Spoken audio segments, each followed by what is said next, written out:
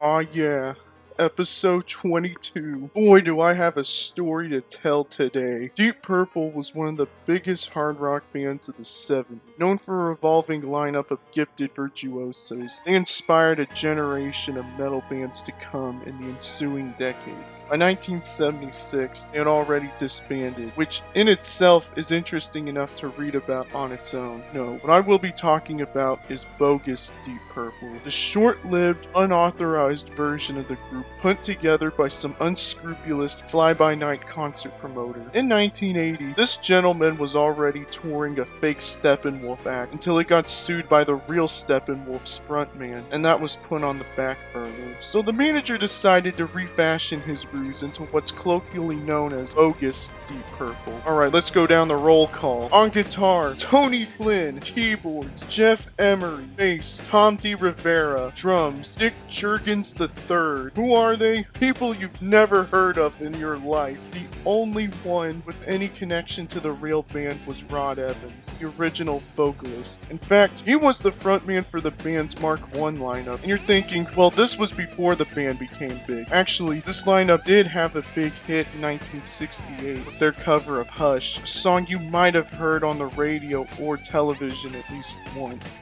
Then again, he wasn't the face of the band for when they were at their commercial peak, so it comes off like he's a phony too. There's not much concert footage of them. Most prominent is them playing Smoke on the Water. And let me tell you, hearing a Hammond organ in place of the guitar solo makes it feel cheap in the long run. This would be the loudest cover band in the world, according to Guinness World Records. Actually, that's not true. That was just a joke I made. In researching this, I thought most fans were fooled by the charlatan act, but apparently that's not the case. Many shows ended in riots because even they knew what they had witnessed was complete hog shit. The real band was a tight act.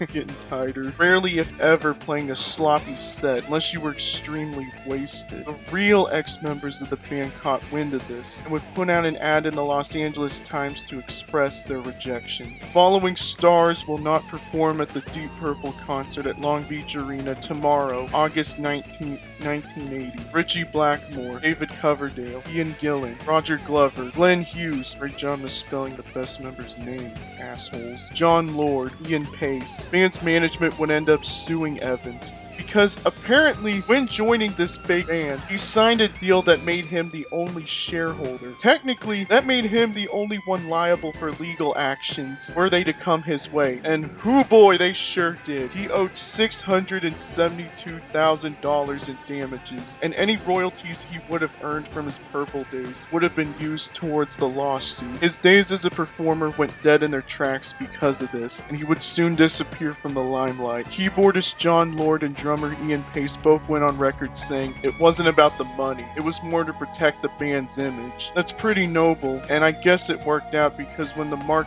II lineup, most well-known one, reunited in 1984, it was a success, and any memories of Bogus Deep Purple became a footnote in the ethers of rock history. Funny thing is, Evans would be inducted to the Rock and Roll Hall of Fame with Deep Purple in 2016, but for obvious reasons, he didn't show up. Well, that was fun, and I guess educational. Catbit, the intro theme you used starting with the last episode is the wrong one. I'll tell you which one I want once you get to hearing this, so don't take a squat. I'm Jacob, and Toonies need to stop watching preschool shows. Deuces.